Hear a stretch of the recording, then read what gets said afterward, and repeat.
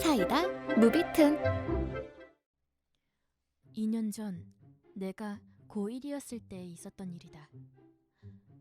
학교 다녀오자마자 엄마가 심부름을 시켰다.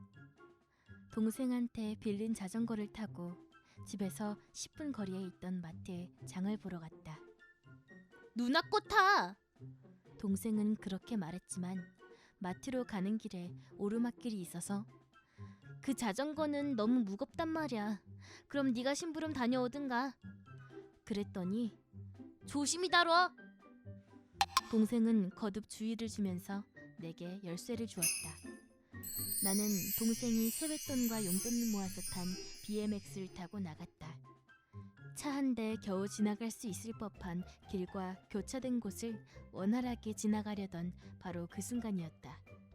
무서운 속도로 달려오는 검은색 스포츠카를 본 순간 엄청난 충격이 느껴지더니 순간 눈앞이 깜깜해졌다. 그리고 몸이 붕 하고 공중에 뜬 순간 몸이 땅에 세게 부딪히고 말았다. 차에 치여 날아간 것이다. 차에 치였을 때 적어도 몇 미터는 날아간 듯했다. 차는 잠시 멈췄다가 곧 그 자리를 벗어났다. 차가 잠깐 정지했을 때 도로에 뻗은 채로 보았던 번호판을 외우고 머릿속으로 거듭 되뇌었다. 그리고 문득 몇 미터 떨어진 곳에 쓰러진 자전거를 봤더니 처참한 몰골로 망가져 있어서 동생에게 어떻게 사과할지 생각도 했다. 번호판과 동생의 자전거가 내 머릿속을 마구 헤집어 놓았다. 이게 첫 번째 비극이었다. 그리고 나는 집에 가지 않고 걸어서 공중전화를 찾아다녔다. 망가진 자전거는 나중에 가지러 가려고 구석에 세워뒀다. 그러다가 우연히 하교 중이던 친구와 마주쳤다. 친구는 날 보더니 작게 비명을 질렀다. 그 상처 뭐야? 어쩌다 그랬어? 친구는 가방을 뒤적이더니 안에서 거울을 꺼냈다. 봐봐! 네 얼굴이 어떤가? 친구가 말했다. 그래서 거울을 봤더니 얼굴에는 긁힌 상처가 크게 나 있었고 눈꺼풀은 보라색이 된 채 퉁퉁 부어 있었다. 어쩐지 눈이 잘 안 띄어지더라니. 전신을 봤더니 치마는 찢어지고 해지고 손등에는 피가 흐르고 하얀색 블라우스에도 피가 묻어 있었다. 아까 차에 치여서 그래. 그러자 뭐라고? 구급차 안 불러도 돼? 괜찮아? 많이 아프지? 소스라치게 놀란 친구가 허둥지둥 난리를 쳤다. 어떻게 걸어다니는 건가 싶을 정도였다고 한다. 그땐 내 머릿속을 가득 채운 건 몸에서 느껴지는 고통이 아니라 서울 땡땡가 땡땡땡땡이라는 범인의 번호판에 대한 정보뿐이었다. 절대 잊어버리면 안 된다는 생각에 친구의 말은 한 귀로 흘리고 계속 그 번호만 주문을 외우듯 중얼거리고 있었다. 친구는 내가 무슨 소리를 하는지 전혀 알아듣지 못했다. 주문을 외우면서 그대로 자길 지나치는 날 보고 머리를 다쳤나 봐! 그렇게 확신했다고. 그땐 친구도 혼란에 빠졌었다고 한다. 그리고 나는 어슬렁 공중전화를 찾아 경찰에 전화했다. 구급차는 안 불러도 된다고 말했더니 경찰차가 도착했다.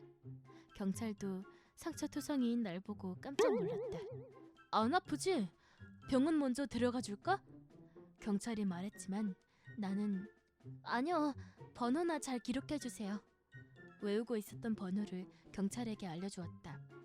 그런 뒤 경찰은 나더러 병원에 가라고 권유했지만 제 몸은 걱정 말고 빨리 범인부터 잡아주세요. 동생 자전거가 박살났어요. 이러다간 동생한테 혼나요. 나는 말했다.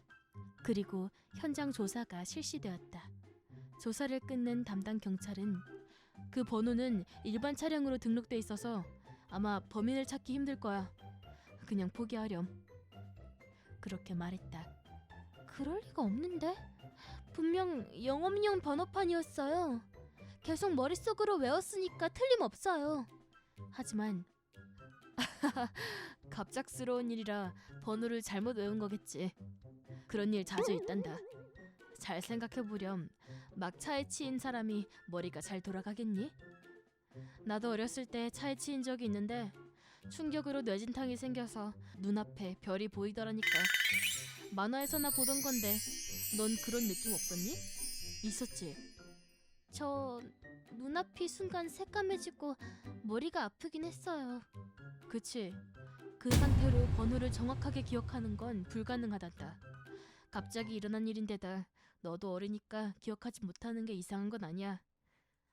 초장부터 번호를 잘못 본 거겠지 하고 대수롭지 않게 여길 뿐이었다. 이게 두 번째 비극이었다. 하지만 결국은 내가 옳았다. 범인은 얼마 안 가 체포되었다. 차를 검정색으로 도장해놓고 번호판은 하얀색 그대로 등록한 거라고 한다. 그 차가 맞는지 확인하기 위해 경찰과 함께 차를 보러 갔는데 다른 곳에서도 부딪혔는지 이곳저곳 흠집이 나고 찌그러져 있었다. 차 전체를 도장한 이유도 지금까지 저지른 죄를 숨기기 위함이었다는 걸 나중에 알았다. 아내와 2살 배기 아이가 있는 범인은 누가 봐도 막장 인간이었다. 아내도 별반 다를 바 없어 보였다. 경찰서에 있을 때 그 여자가 나를 도끼 눈을 뜨고 지나치면서 이게 다 너 때문이야. 우리 남편 체포되기만 해봐.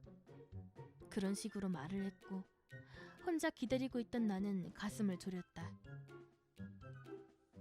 그리고 우리 아빠가 시에서 제법 이름을 날린 안정적인 직종의 자영업자 80명 가량의 종업원을 데리고 경찰서로 찾아왔다.